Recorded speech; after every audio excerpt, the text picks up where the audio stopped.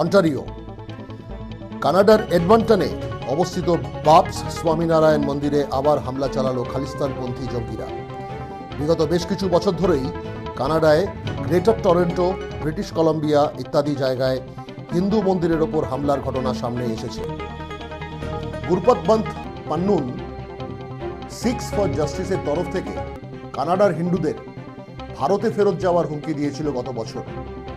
Brampton এবং ভ্যাঙ্কুভারে খালিস্তানি সমর্থকরা ইন্দিরা গান্ধীর হত্যার দিন উদযাপন করেছিল। কানাডায় খালিস্তানি চরমপন্থীরা খোলাখুলি হিংসা আর ঘৃণা ভাষণ করে পার পেয়ে যাচ্ছে। আশঙ্কা করা হচ্ছে কানাডায় বসবাসকারী হিন্দুদের ওপর এরপর শারীরিক হামলার ঘটনা ঘটবে।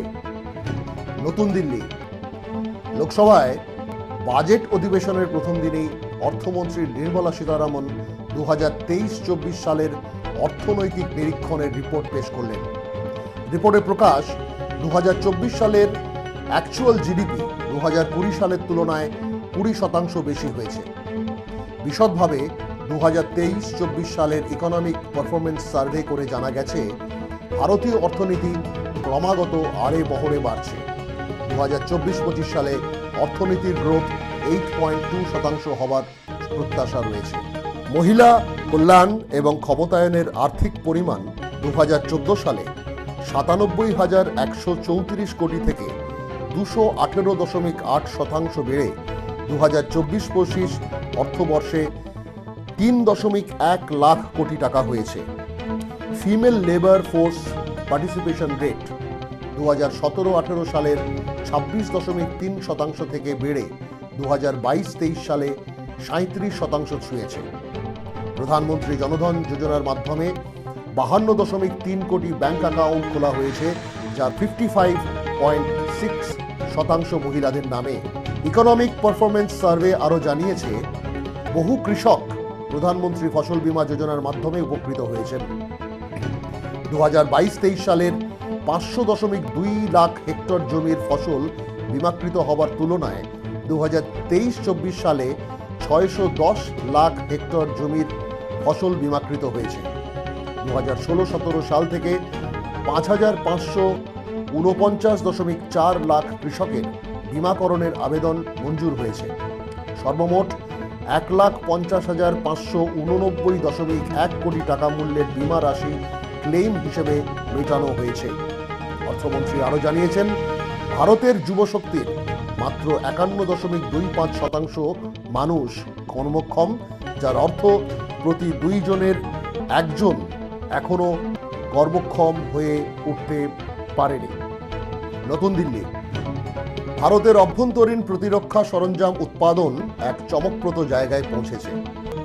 সরকারি এবং বেসরকারি যৌথ উদ্যোগে 2023 সালের 1.09 ট্রিলিয়ন থেকে 16.7% বৃদ্ধি পেয়ে 2024 সালে 1.27 ট্রিলিয়ন টাকা মূল্যের উৎপাদন করেছে ভারত। প্রতিরক্ষা সরঞ্জাম রপ্তানিতে ভারত উল্লেখযোগ্য এবং ঐতিহাসিক মাইল ফলক ছুঁয়েছে। 2022-23 সালের তুলনায় 25% বৃদ্ধি পেয়ে 2023-24 সালে $2.5 বিলিয়ন পৌঁছেছে ভারতে উৎপাদিত প্রতিরক্ষা সরঞ্জাম রপ্তানি। সরকারি এবং বেসরকারি উভয় ক্ষেত্রের যৌথ উদ্যোগে প্রাপ্ত এই অভাবনীয় বৃদ্ধি ভারতকে পৃথিবীর প্রতিরক্ষা রপ্তানির মানচিত্রে প্রথম 25টি অস্ত্র রপ্তানিকারক দেশের তালিকাভুক্ত করেছে। যোধপুর, রাজস্থান। অন্তত 1 মাস আগে মোহাম্মদ উমের নামের এক ব্যক্তি একটি হিন্দু মেয়েকে অপহরণ করে। মেয়েটির বাবা মা জানিয়েছেন, দিন কয়েক আগে ইনস্টাগ্রামের মাধ্যমে তাদের সঙ্গে যোগাযোগ করে মেয়েটি জানিয়েছে যে উমের তাকে বন্দী করে রেখেছে এবং খুব শীঘ্রই তাকে অন্য কোথাও পাঠিয়ে দেবে। বজরং দল সঙ্গে নিয়ে মেয়েটির বাবা মা পুলিশের কাছে অভিযোগ জানিয়েছেন এবং যত তাড়াতাড়ি সম্ভব মেয়েটিকে উদ্ধার করার দাবি জানিয়েছেন। प्रतापनगर थाने का मामला है।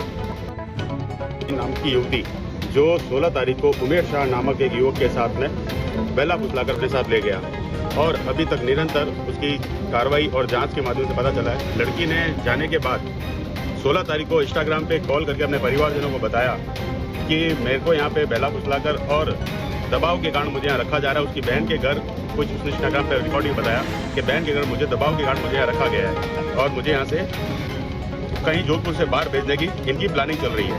নতুন দিল্লি সম্প্রতি একটি চমকপ্রদ রায়ে দিল্লি হাইকোর্ট জনম টিভি জন্মভূমি নামের ইউটিউব চ্যানেলের সাংবাদিক ধান্য রাজেন্দ্রন এবং আরও এক ব্যক্তিকে জর্জ সোরসের এজেন্ট নামে অভিহিত করেছেন।